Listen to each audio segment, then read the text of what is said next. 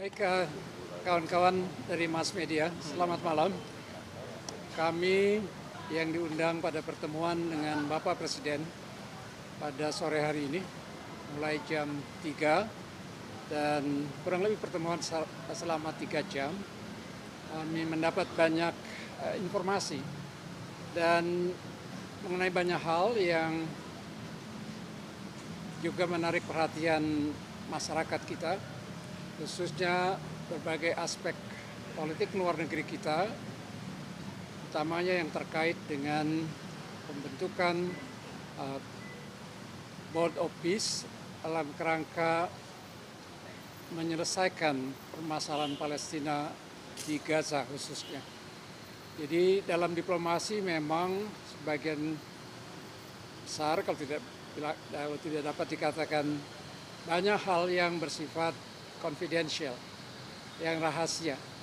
Karena itu kita yang di luar pemerintahan, baik para mantan Menteri Luar Negeri, Wakil Menteri Luar Negeri, akademisi, juga tidak selalu dapat memperoleh informasi yang akurat, apalagi kalau itu dari sumber informasi melalui tulisan, ungkapan di mass media, apalagi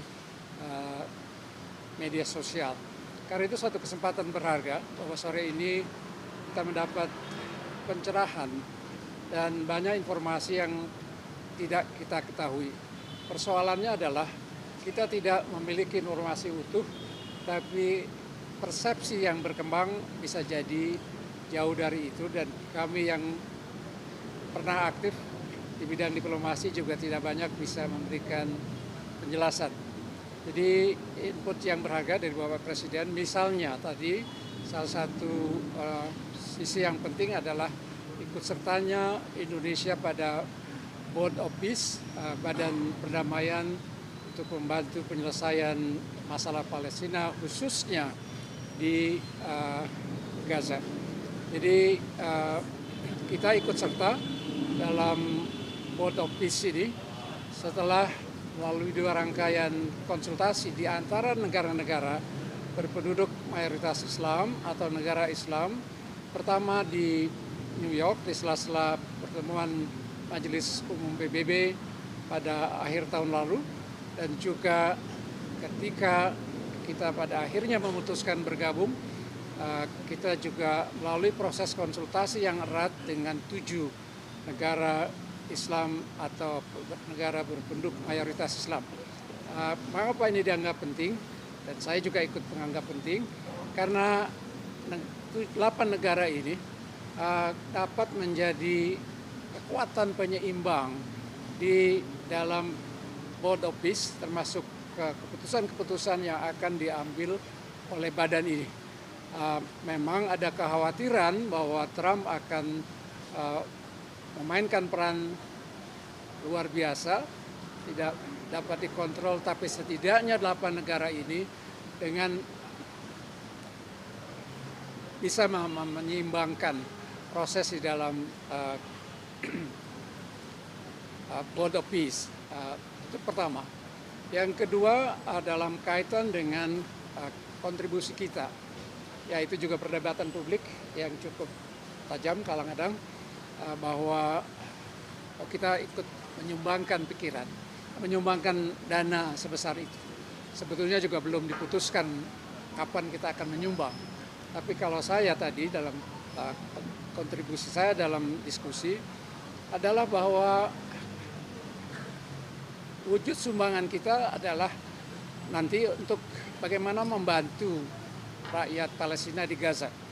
Karena dengan sumbangan itu juga wujud nyata dari kepedulian kita terhadap penderitaan rakyat Palestina. Yang lain juga yang kontroversial di perdebatan publik adalah bahwa proses pembentukan maupun nanti operasionalisasi dari Dewan Badan Perdamaian ini tidak menyertakan PBB. Saya memberikan contoh bahwa dalam sejarah PBB sejak awalnya banyak upaya konflik resolusi yang dilakukan di luar kerangka PBB. Tidak kurang ketika kita berunding dengan Belanda pada tahun 49, itu sebelumnya ada proses di luar PBB. Bahkan Amerika membantu kita untuk ikut dalam perundingan KMB dengan menekan Belanda. Kalau tidak Belanda mau berunding, maka bantuan ekonomi khususnya Marshall Plan akan dicabut. Juga kita mengalami pada masa kita berjuang untuk mengembalikan Irian Barat.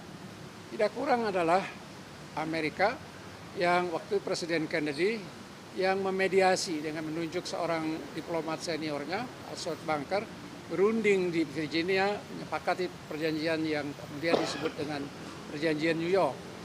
PBB mungkin belakangan berperan dalam mengelola administrasinya. Tapi dengan kata lain, kita tidak perlu a priori bahwa ada proses di luar kerangka PBB dan itu tidak perlu ditafsirkan secara negatif sepanjang itu menghasilkan tentunya. Dan proses Board of Peace ini kan masih awal, jadi juga kita mesti lebih terbuka untuk jangan tergesa-gesa menilai, apalagi kalau kita hanya mendasarkan pada informasi yang tidak cukup utuh. Nah, tadi ini pertemuan ini memberikan pada kita semua Presiden penjelasan yang lebih utuh tentang apa yang disebut dengan Board of Peace, kontribusi kita, dan juga dijelaskan bahwa sesungguhnya sebagai anggota Board of Peace, kalau kita jadi menyumbang nanti, maka kita juga leluasa untuk ikut dalam program apa, tapi buat kita program yang akan dikembangkan harus demi kepentingan rakyat Palestina di Gaza. Yang lainnya adalah bahwa kita juga punya kedaulatan untuk memutuskan apakah kita akan terus lanjut atau tidak, tergantung pada bagaimana proses ini nanti dalam perjalanannya sesuai dengan niatan kita yang sesungguhnya yaitu membantu rakyat Palestina. Tapi sebelum itu juga kita patut terbuka untuk menghargai bahwa dengan inisiatif yang menuju pada Board of Peace ini, maka perang yang lebih 2 tahun berkecamuk di Gaza mengakibatkan korban 71.000 orang meninggal dunia, masih ada lagi.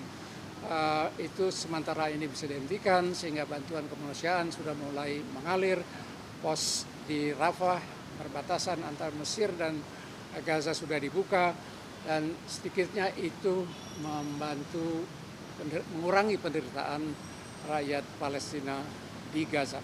Jadi itu beberapa hal yang saya ingat, mungkin kawan-kawan lain bisa menambahkan dari pertemuan kita tadi yang mungkin diperlukan oleh kawan-kawan dari mass media massa. Terima kasih. Mungkin kalau ada pertanyaan juga silakan. Mungkin Pak Halim menambahkan. Sedikit aja. Jadi pertemuan tadi ini membuka cakrawala kita sebenarnya, dan banyak pertanyaan-pertanyaan yang selama ini kita ingin ketahui tadi oleh Bapak Presiden dijelaskan sejelas-jelasnya. Dan yang paling penting dalam hal penjelasan beliau itu bahwa Indonesia tidak pernah meninggalkan komitmen terhadap perjuangan Palestina dan tetap menginginkan adanya two-state solution. Itu kalau istilah awamnya itu adalah harga mati, two-state solution. Jadi tidak perlu didengarkan Netanyahu yang mengatakan tidak akan menyetujui adanya two-state solution. Oleh Bapak Presiden tadi dikatakan kalau Board of Peace ini kelihatan tidak sejalan dengan cita-cita bangsa Indonesia, maka dengan mudah kita bisa keluar. Jadi beliau tekankan kepada masyarakat seluruhnya bahwa keikutsertaan Indonesia tidak lain adalah komitmen untuk membela Palestina dan menginginkan adanya penyelesaian yang adil bagi Palestina. Silakan. Satu aja saya mau tekankan adalah satu aja saya mau tekankan bahwa kami mendapat satu pencerahan saat ini yang betul-betul mendalam. saya tidak sebetulnya mempersiapkan untuk ini. Saya kira saya mau tanya-tanya yang aneh-aneh. Ternyata dia sudah jelaskan semua, apalagi. Jadi saya tadi hanya memuji bahwa usaha ini penting supaya rakyat kita pun mengerti apa yang diambil putusan-putusan oleh pemerintah. Sebab hal ini masalahnya pelik. Jadi tidak bisa sembarangan diceritakan di mana saja. Jadi ini adalah kesempatan saya kira yang dibuka oleh Pak Presiden yang harus kita hargai dan harus dapat kita pergunakan bersama. Terima kasih.